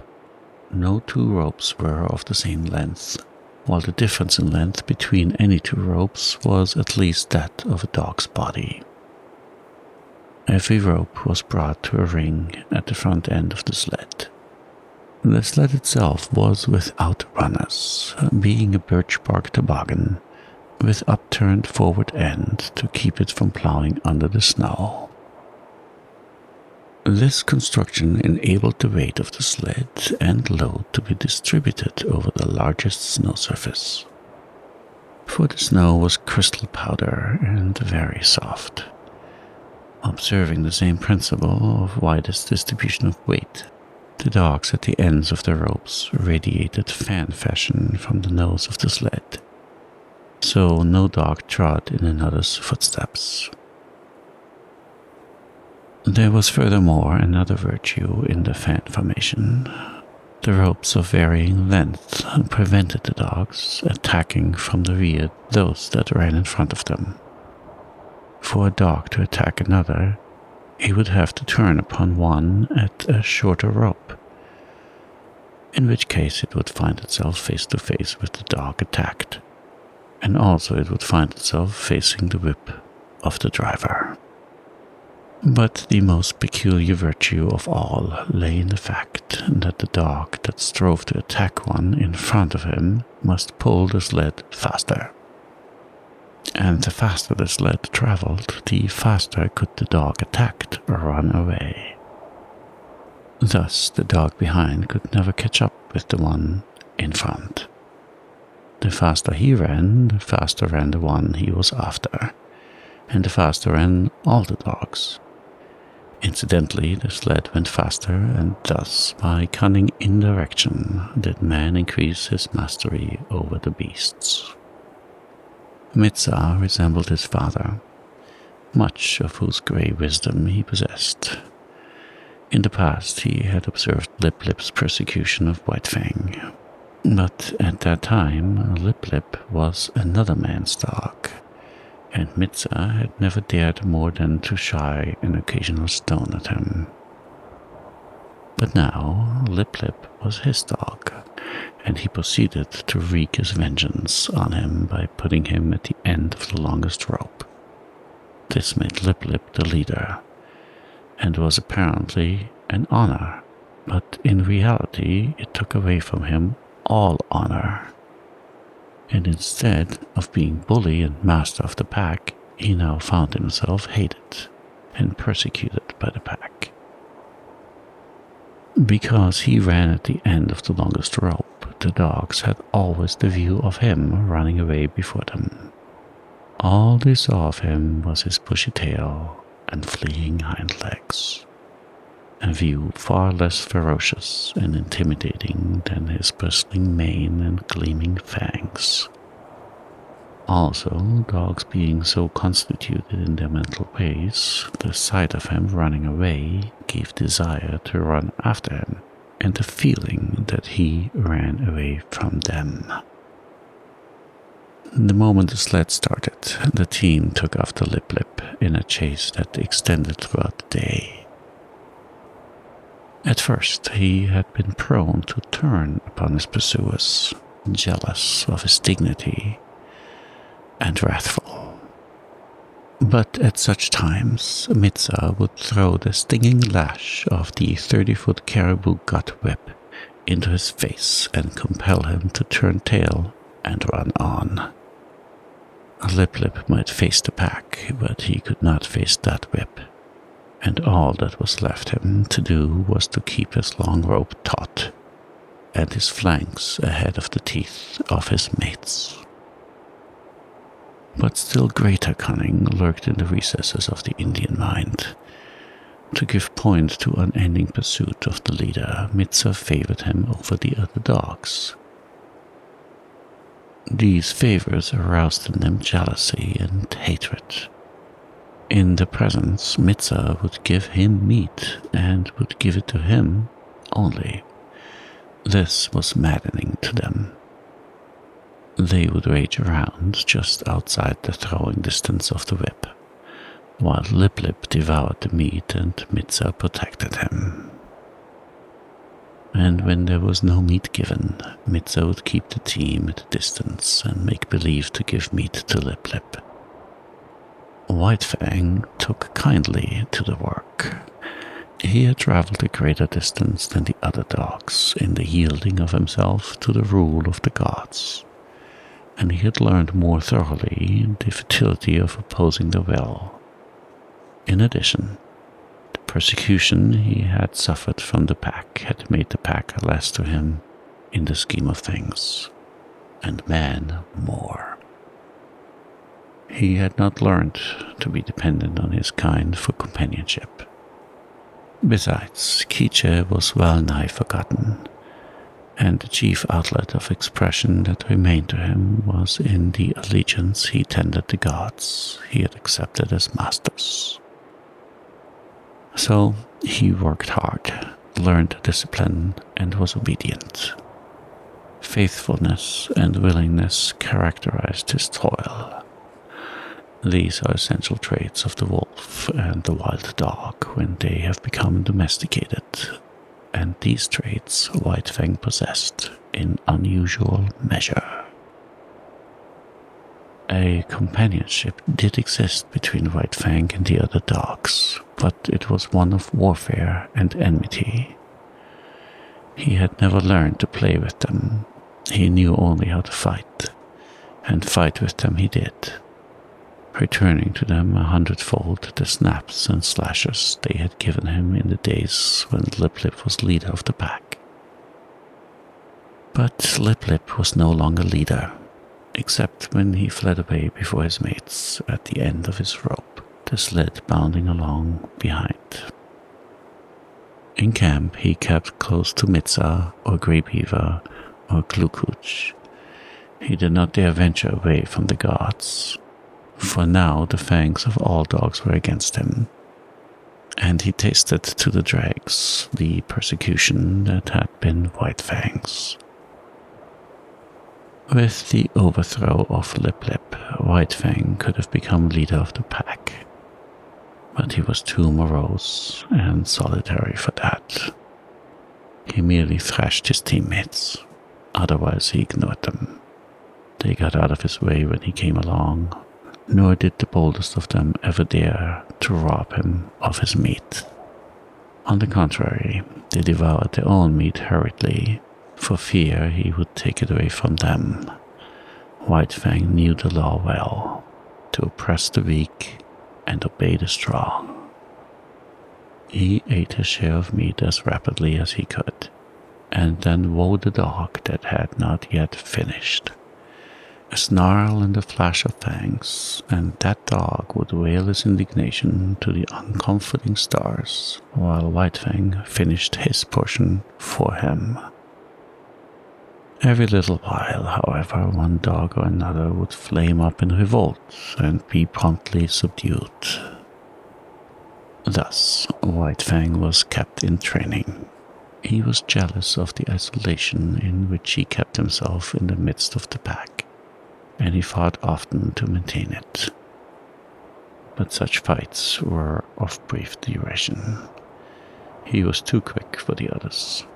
They were slashed open and bleeding before they knew what had happened, were ripped almost before they had begun the fight. As rigid as the sled discipline of the gods was the discipline maintained by White Fang amongst his fellows. He never allowed them any latitude. He compelled them to an unremitting respect for him. They might do as they pleased amongst themselves. That was no concern of his, but it was his concern that they leave him alone in his isolation, get out of his way when he elected to walk among them, and at all times acknowledge his mastery over them. A hint of stiff-leggedness on their part, a lifted lip or a bristle of hair, and he would be upon them, merciless and cruel, swiftly convincing them of the error of their way. He was a monstrous tyrant. His mastery was rigid as steel. He oppressed the weak with a vengeance. Not for nothing had he been exposed to the pitiless struggles for life in the day of his cubhood, when his mother and he, alone and unaided, held their own and survived in the ferocious environment of the wild. And not for nothing had he learned to walk softly when superior strength went by. He oppressed the weak, but he respected the strong. And in the course of the long journey with Grey Beaver, he walked softly indeed amongst the full-grown dogs in the camps of the strange man-animals they encountered. The months passed by. Still continued the journey of Grey Beaver. White Fang's strength was developed by the long hours on trail and the steady toil at the sled, and it would have seemed that his mental development was well nigh complete. He had come to know quite thoroughly the world in which he lived. His outlook was bleak and materialistic. The world, as he saw it, was a fierce and brutal world, a world without warmth, a world in which caresses and affection and the bright sweetness of the spirit did not exist. He had no affection for Grey Beaver. True, he was a god, but a most savage god. White Fang was glad to acknowledge his lordship, but it was a lordship based upon superior intelligence and brute strength. There was something in the fiber of White Fang's being that made his lordship a thing to be desired. Else he would not have come back from the wild when he did to tender his allegiance. There were deeps in his nature which had never been sounded.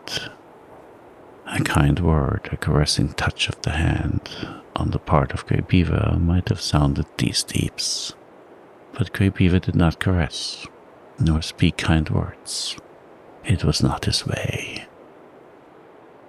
His primacy was savage, and savagely he ruled, administering justice with a club, punishing transgression with the pain of a blow, and rewarding merit not by kindness, but by withholding a blow. So White Fang knew nothing of the heaven a man's hand might contain for him. Besides, he did not like the hands of the man-animals. He was suspicious of them. It was true that they sometimes gave meat, but more often they gave hurt.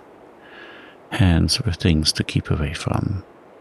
They hurled stones, wielded sticks and clubs and whips, administered slaps and clouts, and when they touched him, were cunning to hurt with pinch and twist and wrench.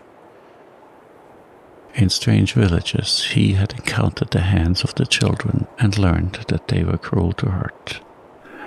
Also, he had once nearly had an eye poked out by a toddling papoose. From these experiences, he became suspicious of all children. He could not tolerate them. When they came near with their ominous hands, he got up. It was in a village at the Great Slave Lake that, in the course of resenting the evil of the hands of the man-animals, he came to modify the law that he had learned from Grey Beaver, namely that the unpardonable crime was to bite one of the gods. In this village, after the custom of all dogs in all villages, White Fang went foraging for food. A boy was chopping frozen moose meat with an axe, and the chips were flying in the snow. White Fang, sliding by in quest of meat, stopped and began to eat the chips.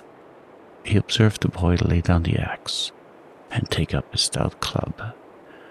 White Fang sprang clear just in time to escape the descending blow. The boy pursued him, and he, a stranger in the village, fled between two teepees to find himself cornered against a high earth bank. There was no escape for White Fang. The only way out was between the two teepees, and this the boy guarded. Holding his club prepared to strike, he drew in on his cornered quarry. White Fang was furious. He faced the boy, bristling and snarling, his sense of justice outraged. He knew the law of forage. All the wastage of meat, such as the frozen chips, belonged to the dog that found it. He had done no wrong, broken no law, yet here was this boy preparing to give him a beating. White Fang scarcely knew what happened. He did it in a surge of rage, and he did it so quickly that the boy did not know either. All the boy knew was that he had in some unaccountable way been overturned into the snow, and that his club hand had been ripped wide open by White Fang's teeth. But White Fang knew that he had broken the law of the gods. He had driven his teeth into the sacred flesh of one of them, and could expect nothing but the most terrible punishment. He fled away to Grey Beaver, behind whose protecting legs he crouched when the bitten boy and the boy's family came, demanding vengeance. But they went away with vengeance unsatisfied. Grey Beaver defended White Fang, so did Mitza and Klukuch. White Fang listened to the wordy war and, watching the angry gestures, knew that his act was justified.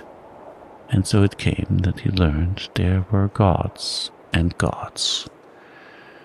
And there were his gods, and there were other gods, and between them there was a difference. Justice or injustice, it was all the same. He must take all things from the hands of his own gods, but he was not compelled to take injustice from the other gods. It was his privilege to resent it with his teeth, and this also was a law of the gods. Before the day was out, White Fang was to learn more about this law. Mitza, alone, gathering firewood in the forest, encountered the boy that had been bitten. With him were other boys. Hot words passed. Then all the boys attacked Mitza. It was going hard with him. Blows were raining upon him from all sides. White Fang looked on at first. This was an affair of the gods, and no concern of his. Then he realized that this was Mitza, one of his own particular gods, who was being maltreated. It was no reasoned impulse that made White Fang do what he then did. A mad rush of anger sent him leaping in amongst the combatants. 5 minutes later, the landscape was covered with fleeing boys, many of whom dripped blood upon the snow in token that White Fang's teeth had not been idle. When Mitza told the story in camp, Grey Beaver ordered meat to be given to White Fang. He ordered much meat to be given, and White Fang, gorged and sleepy by the fire, knew that the law had received its verification. It was in line with these experiences that White Fang came to learn the law of property and the duty of the defense of property. From the protection of his god's body to the protection of his god's possessions was a step, and this step he made. What was his god's was to be defended against all the world, even to the extent of biting other gods. Not only was such an act sacrilegious in its nature, but it was fraught with peril. The gods were all-powerful, and a dog was no match against them. Yet White Fang learned to face them, fiercely, belligerent, and unafraid. Duty rose above fear, and thieving gods learned to leave Grey Beaver's property alone. One thing in this connection White Fang quickly learned, and that was that a thieving god was usually a cowardly god and prone to run away at the sounding of the alarm. Also he learned that but brief time elapsed between his sounding of the alarm and Grey Beaver coming to his aid. He came to know that it was not fear of him that drove the thief away, but fear of Grey Beaver. White Fang did not give the alarm by barking. He never barked. His method was to drive straight at the intruder, and to sink his teeth in if he could. Because he was morose and solitary, having nothing to do with the other dogs, he was usually fitted to guard his master's property. And in this he was encouraged and trained by Grey Beaver. One result of this was to make White Fang more ferocious and indomitable, and more solitary. The months went by, binding stronger and stronger the covenant between dog and man. This was the ancient covenant that the first wolf that came in from the wild entered into with man. And like all succeeding wolves and wild dogs that had done likewise, White Fang worked the covenant out for himself. The terms were simple. For the possession of a flesh and blood god, he exchanged his own liberty. Food and fire, protection and companionship were some of the things he received from the god. In return, he guarded the god's property, defended his body, worked for him, and obeyed him. The possession of a god implies service. White Fang's was a service of duty and awe, but not of love. He did not know what love was. He had no experience of love. Quiche was a remote memory. Besides, not only had he abandoned the wild and his kind when he gave himself up to man, but the terms of the covenant were such that if ever he met Quiche again, he would not desert his god to go with her. His allegiance to man seemed somehow a law of his being greater than the love of liberty, of kind and kin.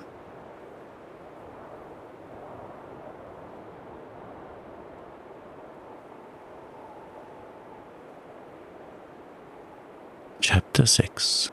The Famine. The spring of the year was at hand when Grey Beaver finished his long journey. It was April, and White Fang was a year old when he pulled into the home villages and was loosed from the harness by Mitza. Though a long way from his full growth, White Fang, next to Lip Lip, was the largest yearling in the village. Both from his father, the wolf, and from Kiche he had inherited stature and strength. And already he was measuring up alongside the full-grown dogs. But he had not yet grown compact. His body was slender and rangy, and his strength more stringy than massive. His coat was the true wolf grey, and to all appearances he was true wolf himself. The quarter strain of dog he had inherited from Kiche had left no mark on him physically, though it had played its part in his mental makeup. He wandered through the village, recognizing with state satisfaction the various gods he had known before the long journey. Then there were the dogs, puppies growing up like himself, and grown dogs that did not look so large and formidable as the memory pictures he retained of them. Also, he stood less in fear of them than formerly, stalking among them with a certain careless ease that was as new to him as it was enjoyable. There was Basik, a grizzled old fellow that in his hunter days had but to uncover his fangs to send White Fang cringing and crouching to the right about. From him, White Fang had learned much of his own insignificance, and from him he was now to learn much of the change and development that had taken place in himself. While Basik had been growing weaker with age, White Fang had been growing stronger with youth. It was at the cutting up of a moose, fresh killed, that White Fang learned of the changed relations in which he stood to the dog world. He had got for himself a hoof and part of the shin bone to which quite a bit of meat was attached. Withdrawn from the immediate scramble of the other dogs, in fact out of sight behind a thicket, he was devouring his prize, when Basik rushed in upon him. Before he knew what he was doing, he had slashed the intruder twice and sprung clear. Basik was surprised by the other's temerity and swiftness of attack. He stood gazing stupidly across at White Fang, the raw, red shin bone between them. Basik was old, and already he had come to know the increasing valor of the dogs it had been his wont to bully. Bitter experiences these, which perforce he swallowed, calling upon all his wisdom to cope with them. In the old days he would have sprung upon White Fang in a fury of righteous wrath, but now his waning powers would not permit such a course. He bristled fiercely and looked ominously across the shin bone at White Fang, and White Fang, resurrecting quite a deal of the old awe, seemed to wilt and to shrink in upon himself and grow small, as he cast about in his mind for a way to beat a retreat, not too inglorious. And right here, Basik erred. Had he contented himself with looking fierce and ominous, all would have been well. White Fang, on the verge of retreat, would have retreated, leaving the meat to him. But Basik did not wait. He considered the victory already his and stepped forward to the meat. As he bent his head carelessly to smell it, White Fang bristled slightly. Even then it was not too late for Basik to retrieve the situation. Had he merely stood over the meat, head up and glowering, White Fang would ultimately have slunk away. But the fresh meat was strong in Basik's nostrils, and greed urged him to take a bite of it. This was too much for White Fang. Fresh upon his months of mastery over his own teammates, it was beyond his self-control to stand idly by while another devoured the meat that belonged to him. He struck, after his custom, without warning. With the first slash, Basic's right ear was ripped into ribbons. He was astounded at the suddenness of it, but more things, and most grievous ones, were happening with equal suddenness. He was knocked off his feet. His throat was bitten. While he was struggling to his feet, the young dog sank teeth twice into his shoulder. The swiftness of it was bewildering. He made a futile rush at White Fang, clipping the empty air with an outraged snap.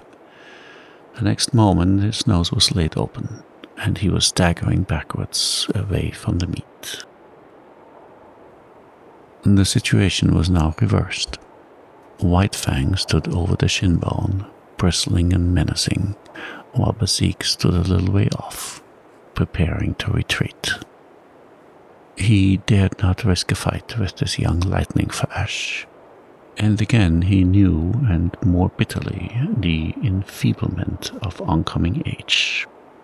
His attempt to maintain his dignity was heroic, calmly turning his back upon young dog and shinbone, as though both were beneath his notice and unworthy of his consideration. He stalked grandly away.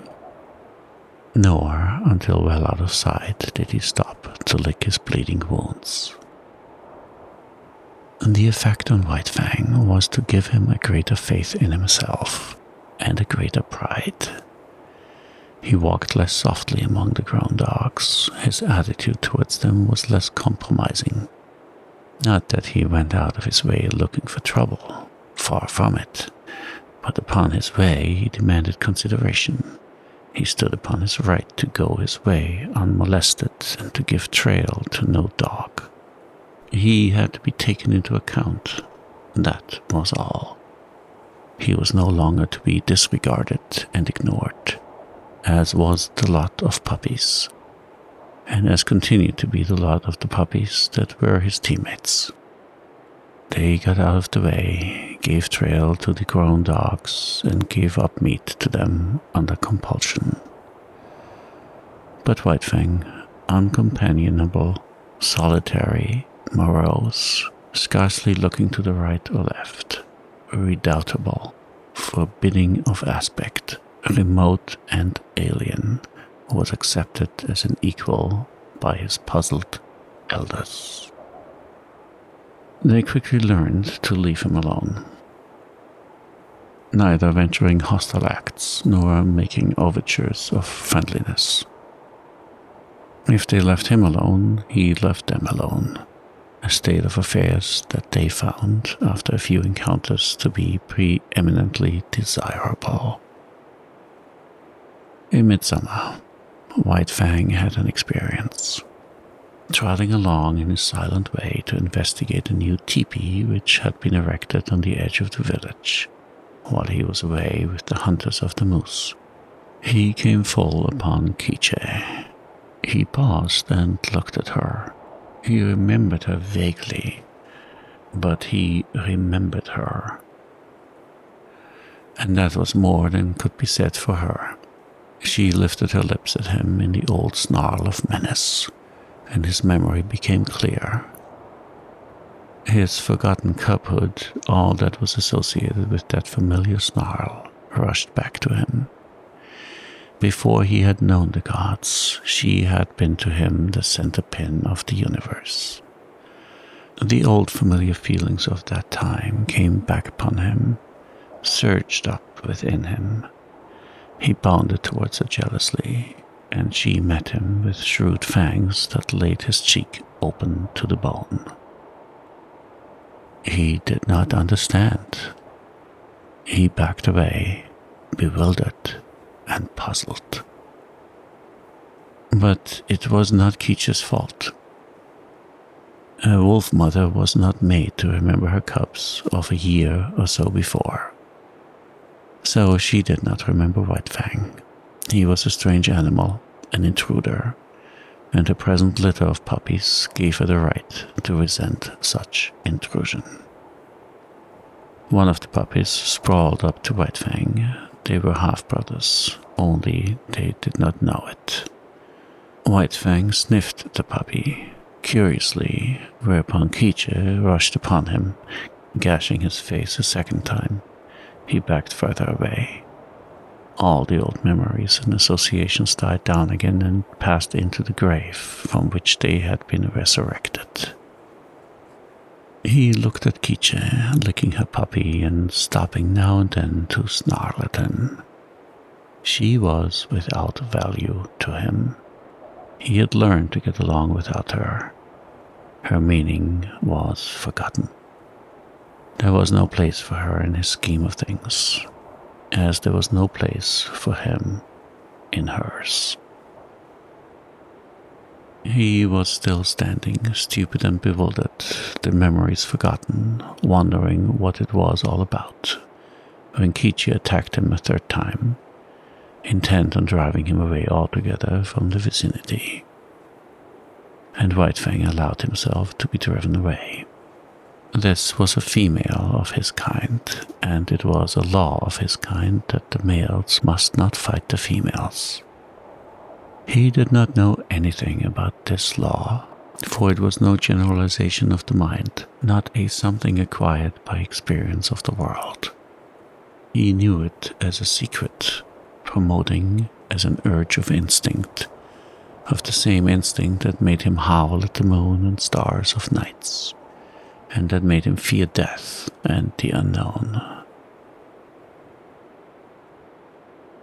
The months went by. White Fang grew stronger, heavier, and more compact, while his character was developing along the lines laid down by his heredity and his environment. His heredity was a life stuff that may be linked to clay. It possessed many possibilities, was capable of being molded into many different forms. Environment served to model the clay, to give it a particular form. Thus had White Fang never come into the fires of man. The wild would have molded him into a true wolf, but the gods had given him a different environment, and he was molded into a dog that was rather wolfish. But that was a dog, and not a wolf. And so, according to the clay of his nature and the pressure of his surroundings, his character was being molded into a certain particular shape. There was no escaping it. He was becoming more morose, more uncompanionable, more solitary, more ferocious, while the dogs were learning more and more that it was better to be at peace with him than at war. And Grey Beaver was coming to prize him more greatly with the passage of each day. White Fang, seeming to sum up strength in all his qualities, nevertheless suffered from one besetting weakness. He could not stand being laughed at. The laughter of man was a hateful thing. They might laugh among themselves about anything they pleased except himself, and he did not mind. But the moment laughter was turned upon him, he would fly into a most terrible rage. Grave, dignified, somber, a laugh made him frantic to ridiculousness. It so outraged him and upset him that for hours he would behave like a demon. And woe to the dog that at such times ran foul of him. He knew the law too well to take it out of Grey Beaver. Behind Grey Beaver were a club and Godhead. But behind the dogs there was nothing but space, and into this space they flew when White Fang came on the scene, made mad by laughter. In the third year of his life, there came a great famine to the Mackenzie Indians. In the summer, the fish failed. In the winter, the caribou forsook their accustomed track. Moose were scarce, the rabbits almost disappeared. Hunting and preying animals perished. Denied their usual food supply, weakened by hunger, they fell upon and devoured one another. Only the strong survived. White Fang's gods were always hunting animals. The old and the weak of them died of hunger. There was wailing in the village, where the women and children went without, in order that what little they had might go into the bellies of the lean and hollow-eyed hunters, who trod the forest in the vain pursuit of meat. To such extremity were the gods driven that they ate the soft tanned leather of the moccasins and mittens, while the dogs ate the harnesses of their backs and the very whiplashes. Also the dogs ate one another, and also the gods ate the dogs. And the weakest and more worthless were eaten first, and the dogs that still lived looked on and understood.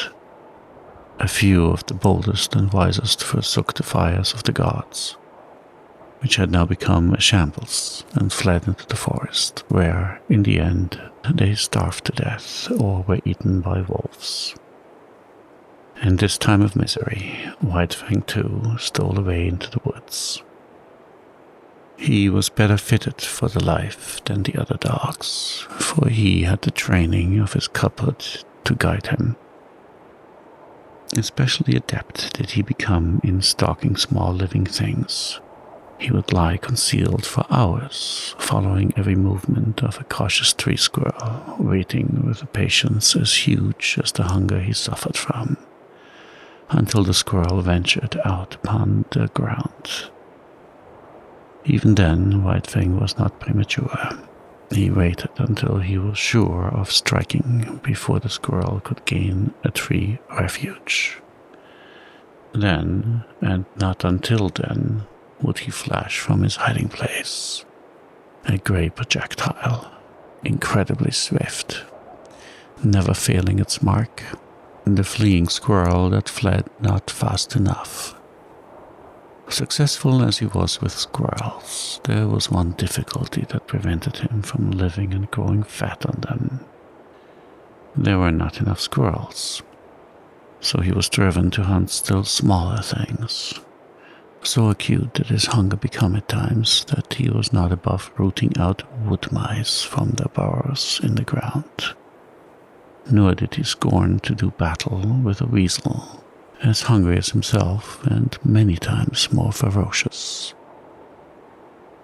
In the worst pinches of the famine, he stole back to the fires of the gods, but he did not go into the fires. He lurked in the forest, avoiding discovery and robbing the snares at the rare intervals when game was caught.